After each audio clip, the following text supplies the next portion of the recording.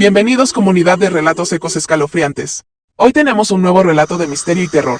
No se les olvide suscribirse, comentar, darle like y compartir porque el terror se comparte. Hola comunidad. Soy Paola.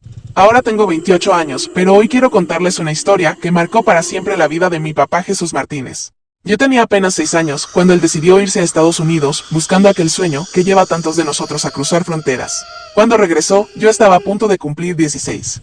Y la mirada en sus ojos nunca volvió a ser la misma. Mi mamá se llama Rosa, y en aquel entonces acababan de casarse hace poco más de 7 años. Ella nunca quiso acompañarlo. Decía que el miedo le agarraba las tripas cada vez que pensaba en el camino, en el río.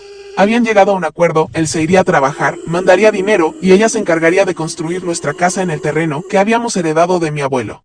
Mi papá pagó al chivo, ese era el nombre que todos conocían al Cayuti, para que lo llevara hasta el otro lado. El transporte era una camioneta vieja, nada especial, que había sido prestada por un amigo del chivo en Reynosa. Eran unos 12 hombres en total en el grupo, entre ellos Benito, un joven de Chiapas que llevaba menos de un mes en Tamaulipas, y Don Nacho, un hombre de 48 años que buscaba trabajar en las cosechas para pagar la operación de su esposa. El viaje empezó mal desde el primer día. La camioneta vieja se descompuso en medio del desierto a horas de cualquier pueblo. Mientras arreglaban una llanta que se había pinchado con un trozo de metal oxidado que encontraron en el camino, mi papá dice que sintió un aire helado aunque el sol quemara con fuerza. Benito se puso pálido de golpe, dijo que escuchaba voces susurrando su nombre desde entre los cardones, que incluso reconocía la voz de su hermana pequeña. Pero ella estaba en su pueblo, miles de kilómetros de ahí. De repente se levantó y empezó a correr hacia atrás, gritando que no podía seguir, que algo le estaba llamando. El chivo intentó detenerlo, pero el joven se perdió entre la maleza tan rápido que parecía haber sido tragado por la tierra. El chivo se puso muy nervioso después de eso, sudaba frío aunque hacía calor insoportable, miraba hacia todos lados como si esperara que algo saltara de la nada. Solo repetía una y otra vez, tenemos que avanzar, tenemos que cruzar antes de que caiga la noche. Nadie se atrevía a preguntarle por qué.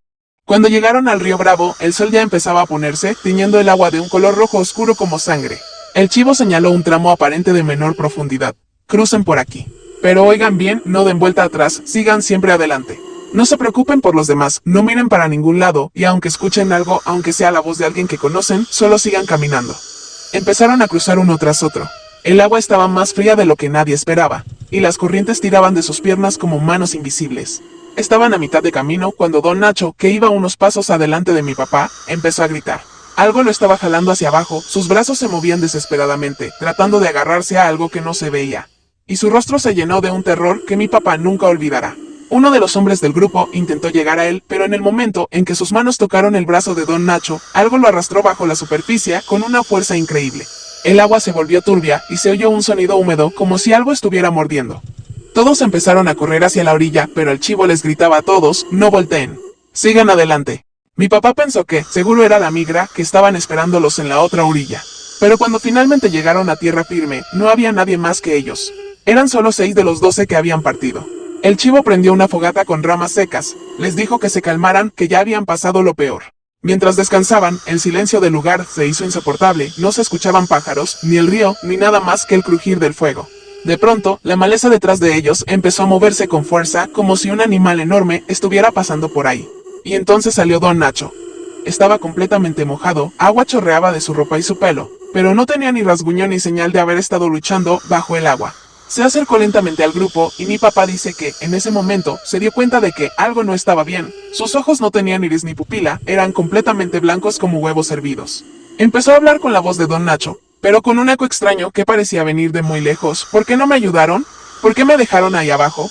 Yo solo quería trabajar para mi esposa, ¿por qué me abandonaron? El chivo se levantó de un salto, agarró un palo con fuego de la fogata y se lo enfrentó. Vete de aquí, no perteneces a este mundo. Lárgate. Cuando el palo ardiente se acercó a él, la cosa, que llevaba la forma de Don Nacho, no retrocedió, más bien abrió la boca en una sonrisa grotesca que llegaba hasta las orejas, y de dentro salió una risa gutural como si estuviera ahogándose mientras reía. El agua que chorreaba de él no era agua del río, tenía un olor a podredumbre y a algo metálico. El chivo le volvió a gritar. Y de repente la criatura dio un salto enorme, mucho más alto de lo que un hombre normal podría hacerlo, y desapareció en la maleza tan rápido que solo se vio un destello de blanco en la oscuridad que ya empezaba a cubrir el lugar. Todos estaban paralizados de miedo. El chivo les explicó entonces, lo que acabaron de ver no es humano. Es un mimic, un imitador. Se queda en los ríos, donde mucha gente ha perdido la vida. Toma la forma de los que se lleva para ganarse nuestra confianza. Y así puede llevarnos a todos nosotros también. Mi papá trabajó en Estados Unidos por casi 10 años, hasta que lo deportaron. Jamás quiso volver a cruzar el río Bravo, y hasta hoy, cuando llueve mucho y el agua de los arroyos se pone turbia, se queda callado mirando hacia el norte.